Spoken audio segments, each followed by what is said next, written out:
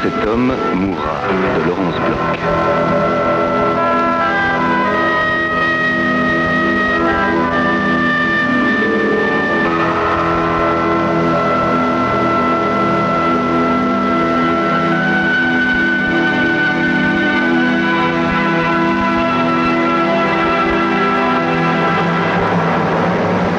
Edgar Kraft est de mauvaise humeur, de très mauvaise humeur. La veille, il n'a pas eu beaucoup de chance aux courses. Les $200 qu'il a joués sur Little Sarah se sont envolés en fumée quand cette farceuse, en tête au dernier virage, s'est mise à galoper furieusement. Bien sûr, elle a été rétrogradée à la 4e place et Edgar n'a eu qu'à déchirer son billet et à rentrer chez lui les poches vides. Avant de se coucher, il a bu 2 scotch bien tassés et ce matin, son crâne lui fait mal. Encore mal réveillé, il descend dans le hall prendre son courrier dans sa boîte. Derrière la petite porte métallique, il trouve 4 lettres. Les 3 premières sont des factures qu'il n'a aucunement l'intention, ni la possibilité d'ailleurs, de payer. Elles rejoindront les autres qui s'entassent dans un tiroir de son secrétaire. Dans la 4e enveloppe, il ne trouve pas une facture, ni une réclamation de l'inspecteur des impôts, ni une menace de saisie sur sa voiture. Non, rien de tout cela. Mais un simple message dactylographié, bien au centre d'une grande feuille de papier machine ordinaire. Il lit. Monsieur Joseph H. Neyman, quand cet homme mourra, vous recevrez $1000. Edgar Kraft ne trouve pas la plaisanterie très drôle. Quand on a perdu tant d'argent la veille à cause d'un trotteur fantasque qui s'est fait déclasser dans la ligne droite, on n'a pas le sens de l'humour très développé. Il considère le document d'un œil morne, l'inspecte soigneusement pour voir s'il ne porte pas d'autres inscriptions susceptibles de lui donner un indice sur l'identité de l'expéditeur. Mais non, il n'y a rien, rien. Edgar Kraft ramasse l'enveloppe qu'il avait froissée en boule et jetée sur le sol afin d'ennuyer la concierge. Elle ne porte que son nom, son adresse et les coups de tampon de la poste. Edgar grommelle quelques épithètes bien senties à l'adresse de ces crétins qui perdent leur temps à faire des plaisanteries stupides. Puis il déchire messages et enveloppes et les jette dans la poubelle. Au cours de la semaine qui suit, Kraft a bien autre chose à faire qu'à penser à cette histoire. En dehors des interminables heures de bureau, il y a la lecture des journaux de course et toutes les supputations et les espoirs qu'elle engendre. Et puis, le percepteur le convoque pour lui demander à quelle date il compte s'acquitter de son arriéré d'impôt. Enfin, tout cela occupe l'esprit. D'autant qu'il n'a aucune raison de s'intéresser à cette stupide missive puisque ce Joseph H. Neyman est un parfait inconnu pour lui. Le samedi, il retourne aux courses et gagne $30, ce qui n'est pas fameux, mais peut signifier que sa chance est en train de tourner. Hélas, le dimanche, il perd $23, de sorte que lorsqu'il reçoit la seconde lettre, il n'est pas en de meilleures dispositions que la première fois. Il l'ouvre sans trop faire attention et 10 billets de $100 tout neufs s'échappent de la grande feuille blanche sur laquelle est simplement dactylographié bien au centre le mot « Merci ». Edgar Kraft ne fait pas tout de suite le rapprochement avec le premier message. Il se demande ce qu'il a bien pu faire qui vaille ces remerciements, et surtout accompagné de $1000. Il a beau se creuser la cervelle, il ne trouve pas. Enfin, il se souvient de la lettre. C'était bien $1000 qu'elle lui promettait s'il tuait ce type, comment il s'appelait déjà? Ah oui, Joseph H. Neyman. Edgar, abasourdi, contemple les billets, puis les fourre dans un tiroir de son secrétaire et sort précipitamment. Il court jusqu'au kiosque le plus proche et achète le journal local. À la rubrique nécrologique, il trouve l'annonce de la mort d'un certain Joseph Henry Neyman, demeurant 413 par place, survenu la veille à l'hôpital départemental des suites d'une longue maladie. Obsèque dans la plus stricte intimité, ni fleur ni couronne. Un homme simple, ce monsieur Neyman, et qui a su mourir au bon moment. Edgar ne cherche pas trop à savoir pourquoi une telle somme lui échoit. À peine pense-t-il à un quiproquo ou à la lubie d'un original. Cet argent, ces beaux billets craquants et neufs, il en a trop besoin. Il paie le versement mensuel pour sa voiture et calme la grogne du percepteur par un acompte raisonnable. Il règle aussi quelques factures en retard de celles qui sont au-dessous de la pile dans le tiroir de son secrétaire. Certes, il doit encore pas mal d'argent à droite et à gauche, mais ces billets tombés du ciel lui permettent de respirer un peu. Quelques jours plus tard, quand arrive une nouvelle lettre, Edgar reconnaît tout de suite la frappe de la machine sur l'enveloppe. Il la tourne et la retourne entre ses doigts comme un enfant retarde le moment d'ouvrir le cadeau qu'on vient lui offrir. Mais Edgar n'a pas l'esprit aussi tranquille qu'un enfant. Sans qu'il se le soit encore vraiment formulé, il craint que son bienfaiteur anonyme n'exige tôt ou tard quelque chose en contrepartie des $1000. C'est vrai, l'argent se gagne. Il sait cela depuis sa plus tendre enfance. Pourtant, la lettre ne fait aucune allusion à la somme versée. Non, c'est à nouveau une feuille de papier machine portant, à quelques détails près, le même message dactylographié. Monsieur Raymond Andersen, quand cet homme mourra, vous recevrez $2000. Edgar remarque tout de suite que la somme a augmenté. Et un brusque sentiment de peur le saisit. Mais qu'est-ce qu'on lui veut exactement? Ça cache très certainement une histoire pas très claire et des ennuis à la clé. Précipitamment, il fourre la lettre dans un tiroir et décide d'oublier cette histoire. Après tout, il ne souhaite absolument rien de fâcheux à ce monsieur Raymond Andersen. Il n'a jamais entendu parler de lui et il n'est pas homme à souhaiter la mort de quelqu'un qu'il ne connaît pas. Pourtant, les jours suivants, chaque matin, il se précipite pour acheter le journal et la première chose qu'il consulte, c'est la rubrique nécrologique. Tout en se répétant « Je ne lui veux aucun mal », il cherche le nom de monsieur Raymond Andersen, ne le trouve pas et en éprouve une grande déception. Après tout, se dit-il pour justifier sa réaction, après tout, s'il arrivait malheur à ce monsieur Andersen, pourquoi est-ce que j'en tirerais pas profit? C'est pas pour autant que je ferai la moindre chose pour hâter son décès. Le 6e jour, le nom tant désiré se trouve enfin sur la liste des morts. Monsieur Andersen était un homme très âgé, décédé dans son lit après une longue et pénible maladie. La joie et la honte se mêlent dans le cœur d'Edgar Kraft. Mais pourquoi la honte? N'a rien fait après tout. Oui, mais pourquoi recevrait-il de l'argent pour cela? Non, non, c'est impossible. Impossible, un tel miracle ne peut pas se reproduire. Le lendemain, pourtant, la lettre arrive avec les $2000, accompagnée du même message laconique. Merci. Merci. Pourquoi? Edgar n'en a pas la moindre idée. Mais il contemple avec fascination les beaux billets tout neufs, puis les compte et les recompte pour le plaisir. Jamais encore il n'a eu une telle somme à sa disposition. Cependant,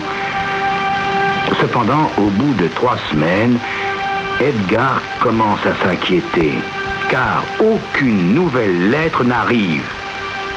Au bureau, il ne songe qu'à cette mystérieuse correspondance et son travail s'en ressent. Et puis, comment effectuer de bon cœur un travail qui ne vous rapporte que $12 000 par an, alors que les lettres lui ont déjà fait gagner, sans rien faire, le quart de cette somme?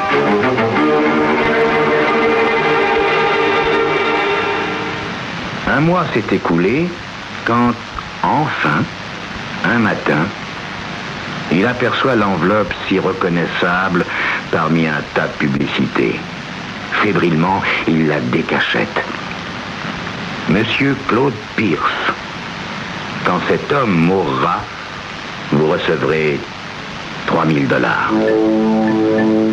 $3000. Ça devient vraiment une mine d'or. Il ne reste plus qu'à attendre. Bien sûr, c'est vraiment gênant de guetter avec impatience la mort de quelqu'un, même si on ne le connaît pas. Edgar se tient le raisonnement habituel pour combattre ce sentiment de honte. À nouveau, il achète le journal chaque matin et se jette fébrilement sur la rubrique nécrologique. Il est de plus en plus impatient. Pour tromper le temps, Edgar Kraft décide de mener une petite enquête. Claude Pierce est un ancien sénateur qui connut son heure de gloire il y a une vingtaine d'années. Edgar cherche son nom dans l'annuaire et téléphone à son domicile. Monsieur Pierce est à l'hôpital, lui apprend une voix de femme. Qu'il demande merci, se borne à répondre Kraft avant de raccrocher. Bien sûr, il aurait dû s'en douter. L'homme est malade. L'après-midi, il téléphone à l'hôpital et demande des nouvelles de M. Pierce. On lui passe le service de grande chirurgie où une infirmière l'informe que l'état de l'ancien sénateur peut être considéré comme satisfaisant. Edgar raccroche avec un petit sentiment de déception, mais il se rassure aussitôt. Bon, se dit-il, il va avoir une complication post-opératoire puisqu'il est condamné, puisque, en quelque sorte, la lettre a décidé sa mort. Comme le nom tant désiré n'apparaît décidément pas dans la rubrique nécrologique, Edgar téléphone de nouveau à l'hôpital, où une infirmière l'informe que le malade se remet parfaitement bien et qu'il doit sortir dans un jour ou deux. Alors ça n'arrange pas mes affaires, songe Kraft. Mais que peut-il faire? Rendre visite à M. Pierce et trouver un moyen pour renverser le cours des choses? Débrancher un appareil, peut-être? L'étouffer? Edgar se laisse aller à imaginer des tas de solutions sans avoir vraiment l'intention de les mettre à exécution. Il n'est pas un tueur tout de même. Non, ce qu'il faut, c'est se changer les idées. Il décide d'aller à nouveau tenter sa chance aux courses, car les fonds commencent à baisser. Il perd $56. $56 et peste contre ce satané Pierce qui ne veut pas mourir. Mais c'est lui qui lui porte la poisse. Oh, si un malheur pouvait lui arriver... Malgré lui, cette idée tourne dans sa tête. Voyons, en s'y prenant bien, avec le maximum de précautions, exécuter ce sale boulot ne serait pas tellement dangereux. Personne ne pourrait se douter qu'il a un intérêt au décès de cet homme et la police ne songerait jamais à l'impliquer. Oh non, il ne peut pas faire ça. Non, c'est un geste trop ignoble. À nouveau, il se répète qu'il n'est pas un tueur. Eh ben tant pis, il se passera de ses $3000. D'ailleurs, il y sera bien forcé. Edgar Kraft n'a vraiment pas le moral en rentrant chez lui. Il prend un grand verre de bourbon pur et l'avale presque d'un trait. Il sombre ensuite dans un lourd sommeil sans rêve. Le lendemain, il se réveille en retard et téléphone au bureau pour prévenir qu'il est malade. Une petite promenade lui fera le plus grand bien. Dans la rue, son crâne résonne comme s'il était complètement vide. Il a l'impression de marcher dans un épais brouillard. Pourtant, en passant devant un kiosque, ses yeux accrochent un gros titre sur le journal local et il reçoit comme un coup à l'estomac. Cette nuit, Claude Pierce, ancien sénateur de l'État, est mort à son domicile, foudroyé par une crise cardiaque. Edgar s'empare du quotidien et lit l'article. C'est bien ça. Sa femme l'a trouvé ce matin gisant sur le tapis de son bureau. C'est pas gratuit, lance la vendeuse. Kraft jette une pièce et poursuit son chemin. Il lit et relit cet article qui signifie qu'il va bientôt recevoir $3000. Le salaire de la mort lui parvient comme prévu le lendemain matin. 30 billets de $100 dans une grande enveloppe et toujours ce merci perdu au milieu de la grande feuille blanche. Kraft serre les billets entre ses doigts. Il souhaite sincèrement que ce seront les derniers. Cette fois, l'argent va lui permettre de payer presque toutes ses dettes. Il se promet de repartir du bon pied. En calculant bien, il pourra même mettre un petit pécule de côté. Ce qu'il faut, c'est changer de vie, ne plus aller aux courses si souvent et ne miser que des sommes raisonnables qu'il aura fixées à l'avance. Alors qu'Edgar ressasse ses bonnes résolutions, la nouvelle lettre arrive très vite. Cette fois, la personne désignée se nomme Monsieur Léon Denison. Et la récompense promise est de 4 000 $. Kraft décide de détruire cette lettre et toutes les autres qu'il a gardées dans un tiroir. Mais pourquoi n'y a-t-il pas pensé plus tôt d'ailleurs? Une à une, il les enflamme dans un grand cendrier et les regarde brûler. Mais Edgar n'a pas oublié le dernier nom. Léon Denison. Léon Denison. Léon Denison. Ce nom résonne dans sa tête à le rendre fou. Il a la migraine. Il prend 2 comprimés d'aspirine. Mais ça ne lui fait pas le moindre effet. Il marche de long en large dans son salon en murmurant ce nom maudit. Brusquement, il n'y tient plus et s'empare de l'annuaire. Vivement, il le compulse. Voyons, Denison, voilà. Léon Denison. C'est un avoué. 2 numéros de téléphone sont indiqués, celui de son appartement et celui de son étude. À l'appartement, personne ne répond. À l'étude, une secrétaire indique que M. Denison est en conférence. Kraft s'empresse de raccrocher en bredouillant qu'il le rappellera plus tard. Cette fois, l'homme désigné semble être en parfaite santé. À moins que le généreux correspondant ne possède des renseignements confidentiels indiquant le contraire, les 4 000 $ promis ne sont pas près de lui parvenir. C'est très bien comme ça, se dit Edgar Kraft. Pendant quelques secondes, il se sent soulagé, puis, irrésistiblement, il se met à échafauder des plans.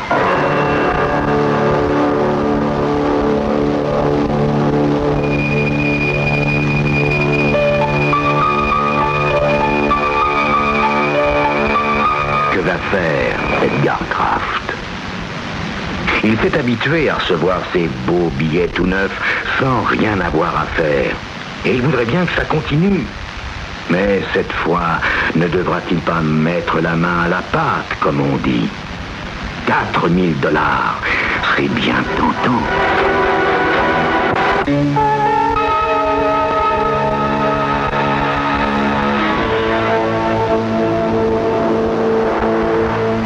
Comment s'y prendre? Se demande Kraft.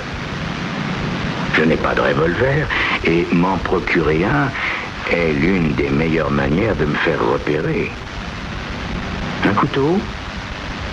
Ça se trouve facilement, oui. Mais non, cette arme ne lui dit rien car elle évoque trop l'idée du sang. Comment faire? Sans cesse, il imagine une nouvelle manière de tuer Léon Denison. L'écraser avec sa voiture? Peut-être, mais les flics retrouvent toujours les assassins qui utilisent ce moyen. Il y a toujours des traces suspectes sur la carrosserie ou les pare-chocs. Il faudrait voler un véhicule. Non. Trop compliqué, non. Ce n'est pas la bonne méthode. La recherche d'un moyen pour tuer Denison lui occupe presque complètement l'esprit.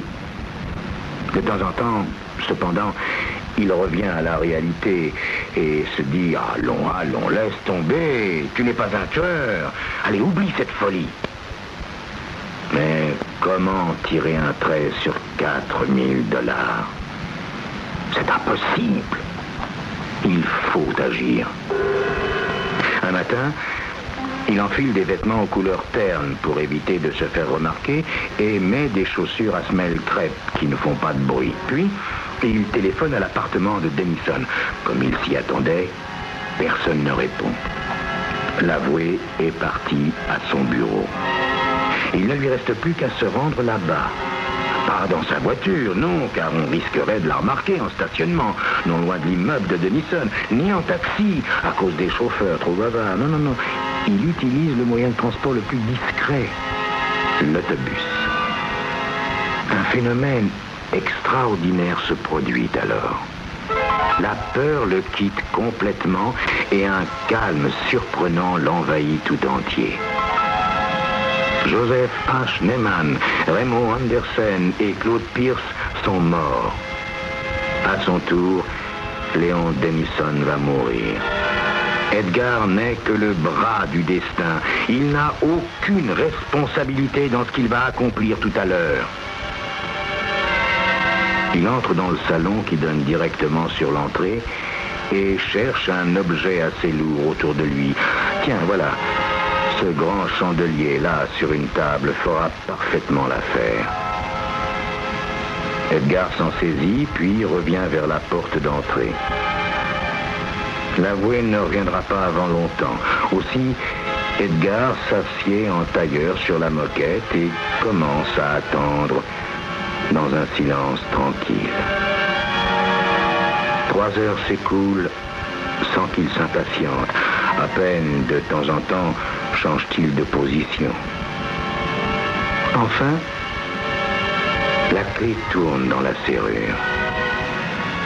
La porte s'ouvre et un petit homme à l'expression triste fait son entrée. Le chandelier s'abat sur son crâne. Denison s'effondre sans une plainte et ne bouge plus. Le chandelier se lève et s'abat encore 2 fois pour plus de sûreté.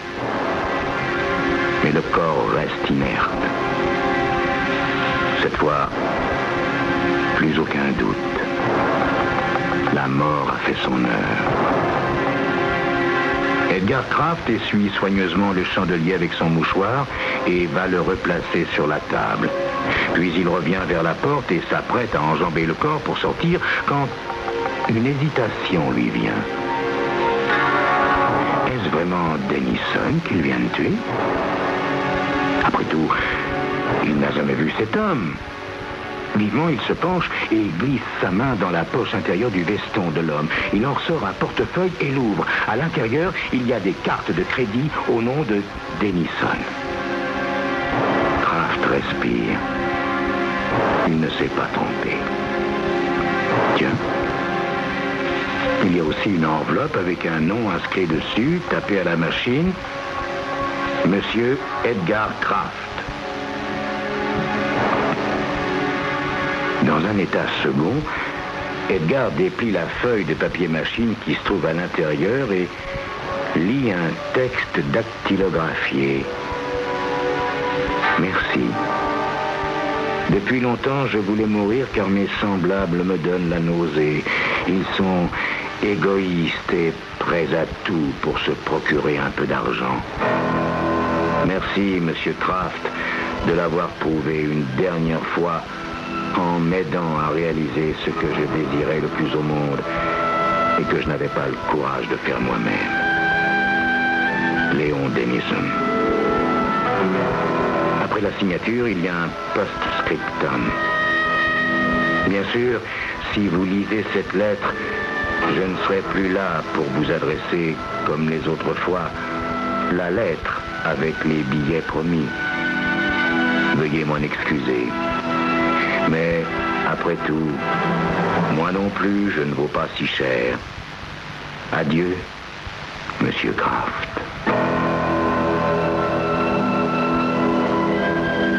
Belle histoire, hein, jolie. C'était Crime Story, les rendez-vous d'Alfred Hitchcock, raconté par Serge Sauvion. Aujourd'hui, quand cet homme mourra, eh bien c'est fait. Et c'était une histoire de Laurence Bloch.